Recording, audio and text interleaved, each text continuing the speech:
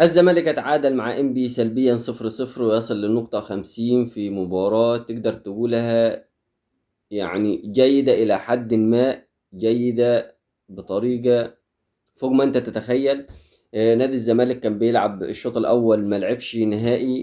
نادي انبي كان ضاغط بكل الطرق، كان هو الأفضل، كان هو الأشرس، كان هو الأخطر. نادي الزمالك يعتبر الشوط الأول ما حضرش أساسا.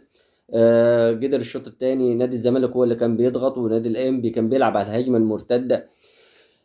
هنشرح لكم المباراة والتعادل ده في صالح مين ومش في صالح مين.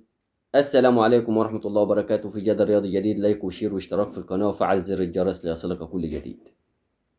نادي الزمالك لعب بطريقة 4-3-3 في بداية المباراة، ونزل بتشكيلة مهدي سليمان وعمر جابر والونش وحسام عبد المجيد وبنتايك وأحمد ربيع والسعيد وبزيرة والجزيري وشيكو بنزا.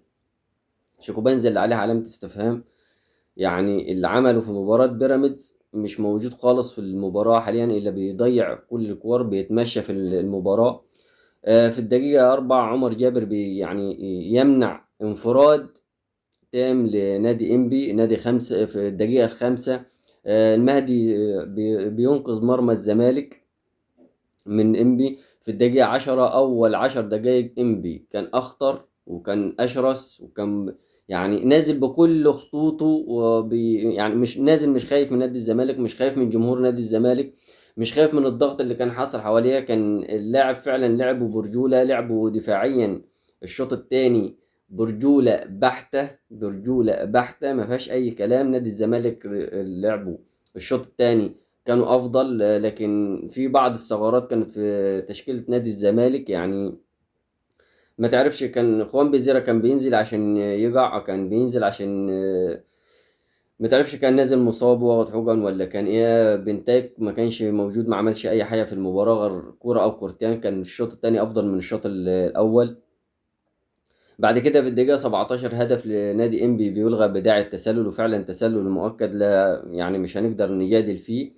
بعد كده في الدقيقة 25 لمسة يد على بزيرة تستدعي يعني انذار، من غير أي مجاملة، هو انذار، لأن لمسة يد عملها عامد بالعامد، فطبعا فيها انذار. لعيبة الزمالك كانت عاملة إرهاب. طبعا شفنا خوان بزيرة وشفنا عمر جابر لما وقفوا عند حكم الراية وكانوا بيتكلموا معاه. إرهاب كان للحكام، إرهاب فعلا كان للحكام أو لحكم الساحة. بعد كده في الدقيقة 30 تغيير اضطراري لعمر جابر، طبعا في العضلة الدم، وقال نقول له ألف مليون سلامة ونتمنى له الشفاء. طبعا عمر جابر من اللعيبة المحترمة، من اللعيبة يعني تقدر تقول اللعيبة الرجالة القليلين في الاحترام في الملاعب، إنما هو كان متنشن شوية. بعد كده نقدر نقول لك في الدقيقة 33 ابن انبي بيضيع فرصة هدف تاني، يعني المفروض كان هدف تاني أو تالت لحد الدقيقة 33. بعد كده الحكم بيدي في الدقيقة 35 في لمسة يد الانبي بيديها انذار. مفيش معيار واحد، مفيش معيار واحد. انا مش بقول لك ان الحكم وحش، الحكم ما كانش سيء، الحكم ما كانش سيء، بس كان فيه اتجاه للزمالك الى حد ما. يمكن عشان الضغوط اللي حواليه، يمكن عشان خاطر الجمهور، يمكن شايفه هو من وجهة نظره هو، انما ادار المباراة كويس. بعد كده في الدقيقة 36 أحمد ربيع بياخد إنذار بعد دخله مع الحارس، وكان فعلا ياخد من حقه ياخد الإنذار. في الدقيقة 43 الحكم في كل صفارة سواء هنا أو في كل لمسة هنا أو هنا كان بيسفر، كان معطل المباراة إلى حد ما. يعني الشوط الأول حصل فيه شوية تعطيلات. تقدر تقول الشوط الأول طلع بالتعادل السلبي 0-0، ونفس النتيجة هي اللي طلع بيها الشوط الثاني 0-0، اللي طلع بيها اللي خلصت بيها المباراة عامة. لكن تقدر تقول في الشوط الأول نادي إنبي قدر هو اللي يستحوذ، قدر هو اللي يلعب كويس، قدر هو اللي يضغط نادي الزمالك، قدر هو اللي يضيع فرص بدل هدف واثنين وثلاثة وأربعة كمان. بعد كده في الشوط الثاني ابتدينا الشوط الثاني بخروج احمد ربيع ونزول فتوح وخروج سيف الجزيري ونزول ناصر منسي اللي ضيع برضو في الشوط الثاني. نادي الزمالك ضيع اهداف كتيرة بصراحة. في الدقيقة 50 حارس انبي يتصدى رأسية الونش، اللي تقدر تقول إن الونش لعب رئيسيتين في الدقيقة 50 والدقيقة 51. رئيسيتين يلعبهم فعلا بتوعت مهاجم، إنما كان نادي الزمالك ضغط بكل خطوطه في الشوط الثاني، كل خطوطه، لدرجة إنك هتلقى عند في ال 18 عند إنبي، هتلقى حسام عبد المجيد، هتلقى الونش، هتلقى بنتايك، هتلقى كان فتوح، كان كل خطوطه كان ضاغط بيها. لحد الدقيقة 54 الزمالك كان أفضل وكان ضاغط وكان مضيع أهداف، فعلا ضيع أهداف كتيرة. في الدقيقة 55 بزيرة بيهدر انفراد صريح، يعني فرصة هدف مؤكد بياخدها، عايز يعملها من فوق الحارس لكن طلعت بره. في الدقيقة 56 تسديدة بجوار القائم من عبد الله السعيد. حارس انبي متألق، حارس انبي تألق، يعني عدى الحدود في التألق في المباراة دي.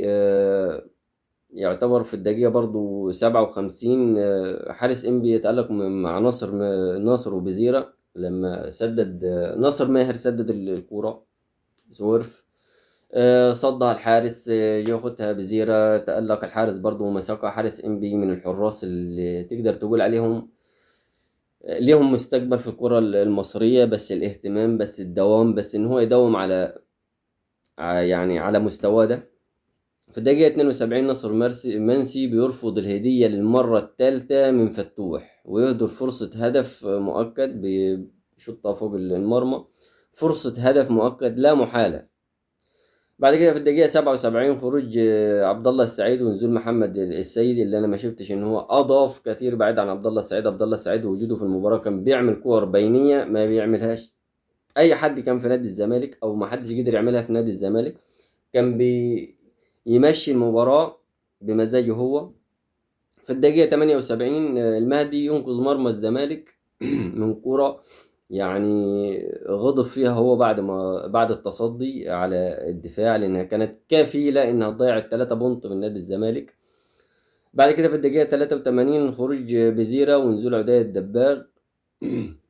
وبعد كده بدأت المباراة تترنح ما بين إن الزمالك ضاغط وإنبي في آخر 10 دقايق أو ربع ساعة بيلعب على الهجمة المرتدة، وكان ليه كذا هجمات مرتدة، بس العامل البدني عند إنبي ما استحملش إن هو يجاري نادي الزمالك، لأن نادي الزمالك طبعا حدث ولا حرج.